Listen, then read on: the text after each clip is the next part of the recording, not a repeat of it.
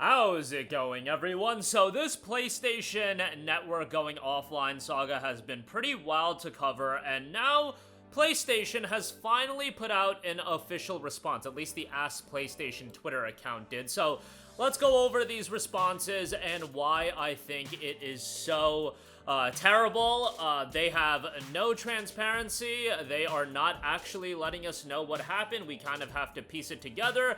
As PlayStation Twitter account noted, PSN has been restored. You should be able to access online features without any problems now. For more details, status.playstation.com is where you want to go. Sorry for the inconveniences. They then later tweeted out 5 hours after that, network services have fully recovered from an operational issue. We apologize for the inconvenience and thank the community for their patience. All PlayStation Plus members will automatically receive an additional 5 days of service. Now, I saw some people saying that they should give us free games and it's 2011 all over again. I never thought that they were going to do that because in 2011, PSN was down for 24 days, you guys. It was not down for 18 hours, even if you want to say a full day, even if it is peak gaming hours, peak gaming time.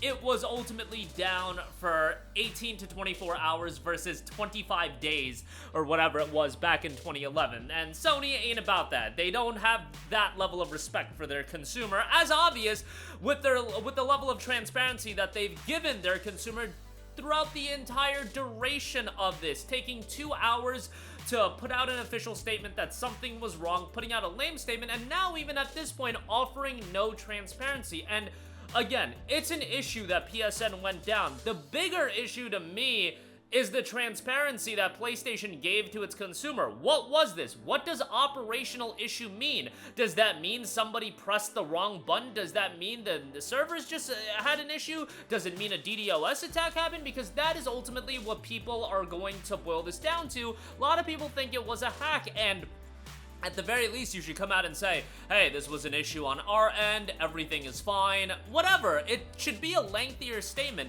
The 5 days of PlayStation Plus time, I don't care about that. They couldn't have give us, I don't care about what they give us.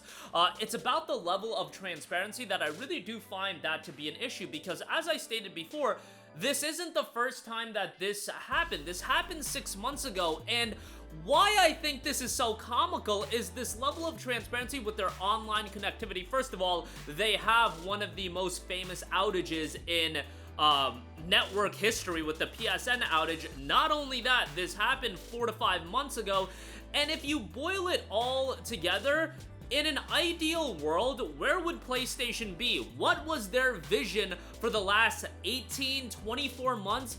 They really wanted to pop off with online gaming. They really wanted to pop off with live service gaming. If it was up to them, Concord would be where Marvel Rivals is at, and they would be cooking up a standalone movie for one of their characters, and Herman Hulse would be shouting that they found their Luke Skywalker in one of the Concord characters. That's what their ideal scenario would be. They would be gearing up for the release of Fair Game, and that game would be gigantic. What do all these games have in common? They need online connectivity. They are live service titles, and the fact that PSN is the only service that goes down for 18 hours and has this level of transparency, none at all, to be frank, I find that to be incredibly jarring. I find that to be, frankly, inexcusable, especially because not only, yeah, they canceled all their live service games, but that's where they wanted to go. If it was up to them, they would Intergalactic wouldn't be a thing, Ghosts of Yotei wouldn't be a thing,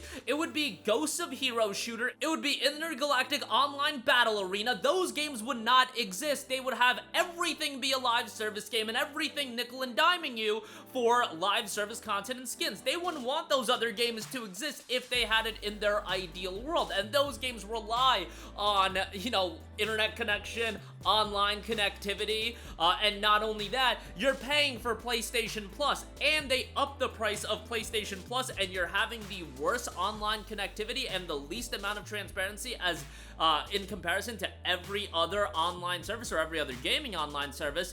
That's egregious to me. And yeah, you're always gonna have the PlayStation fans that are gonna be like, go get a live, go do X, Y, and Z.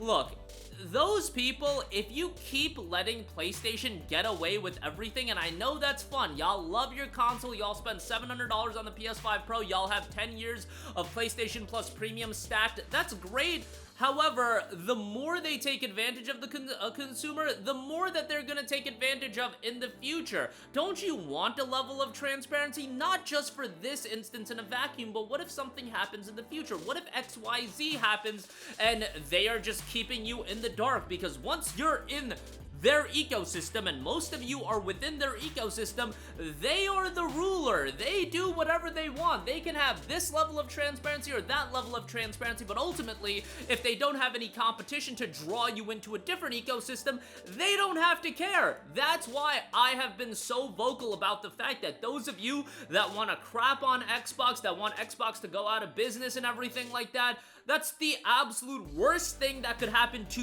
you as a PlayStation consumer. And let me key in on that word consumer. You are the consumer buying their products. You are giving them your money. They should have at least a modicum level of respect for you after they raised the price of PlayStation Plus, after a lot of you bought a $700 console, which, fair play to you, without a disk drive, which, by the way, I think this has been an eye-opener to digital gaming. However, I've also been of the fact that a lot of the images you see on social media circulating, you know, it's a lot of people that don't have offline play enabled, and I get it. A lot of people didn't know about that you need to enable that so you can play your games offline, and, you know, it's something that you could easily skip through in the setup. Other people have game sharing enabled, and hey, you know what's a great thing about having physical copies of games? You could actually share those physical copies of games. You don't have to do, like, some game sharing thing. Now, game sharing is effective because both of you can play the same game at the same time if you set it up the right way. I'm not here to go down that rabbit hole. Most of you guys are well aware about that.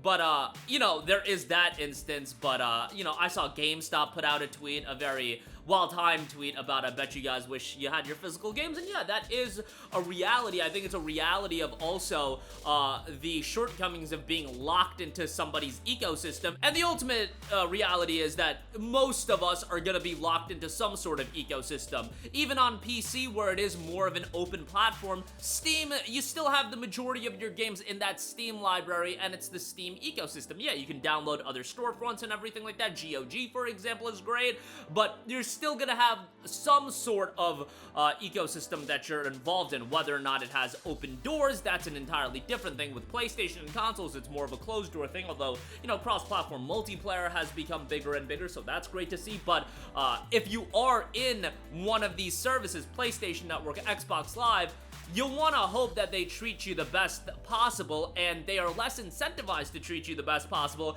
when they don't have direct competition. What are they more incentivized to do? Oh, you're in our platform, you're invested into our platform?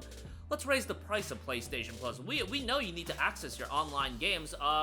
Throw them Suicide Squad Kill the Justice League for free again, by the way. No, throw that in the PS Plus extra catalog. We could pretend that has value, and that's why we're upping the price. But when it comes to PlayStation Network going down, no, we can't offer them a modicum of transparency. 2 hours to put out a statement, 18 hours to update it, and then when you do update it, you don't give us a lot of insight onto what happened. The 5 days of PS Plus is whatever. I could see by the time most of your guys' PS Plus subscriptions run out, even with that additional 5 days, by the time it runs out, they've already upped the price again. I don't see that out of the realm of possibility, and I damn well see that by the end of this generation, PS Plus is going up in price. That's something you gotta accept when it comes to that, and you certainly gotta accept it when there's no competition drawing you into a different platform. But that'll do it for me. Let me know what you guys think. I think this is a terrible, embarrassing response from PlayStation, to be quite frank.